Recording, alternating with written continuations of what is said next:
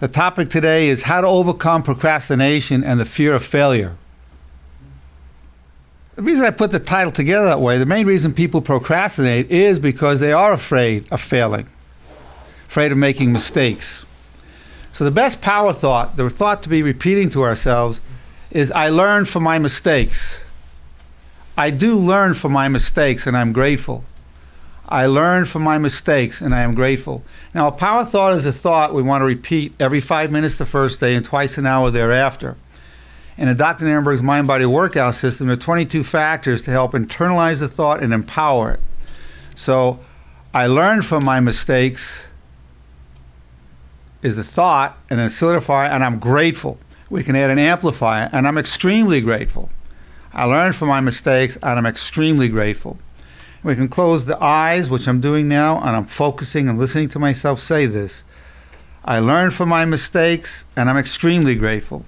We can add proprioceptive involvement. Exercise is part of the routine to help internalize and magnify the thought. So I'm pressing my hands together hard, closing my eyes. I learned from my mistakes, and I'm extremely grateful. I learned from my mistakes, and I'm extremely grateful. A spiritualizer can be added. I learned from my mistakes. I'm extremely grateful. Thank you, Lord. Thank you. So this is part of the mind-body workout system, and some of the factors in terms of amplifiers, solidifiers, and spiritualizers, focusers, and proprioceptive involvement from feedback, all geared towards internalizing the thought. Now I'm going to read a poem that I've written concerning procrastination. And we're going to be talking about procrastination from a number of points of view, a number of areas that they apply, emotionally, spiritually, and industrially, financially. So many areas where people procrastinate. And we'll talk about each type of procrastination in each of these areas.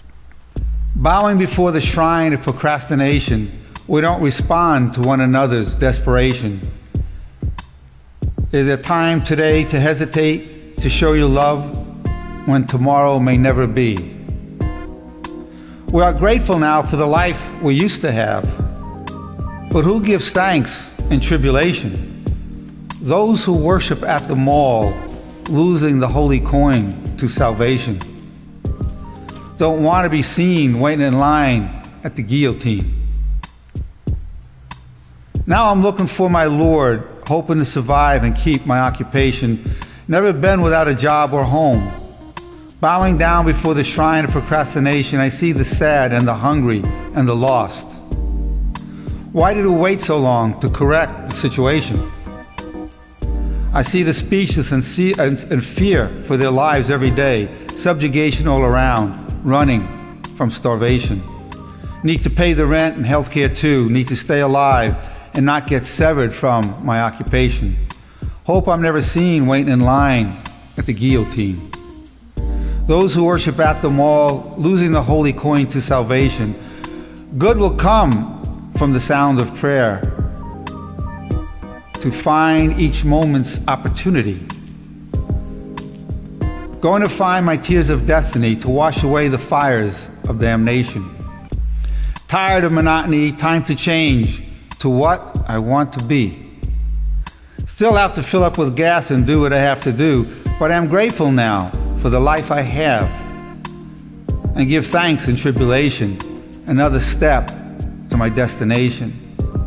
We now with courage claim our true identity.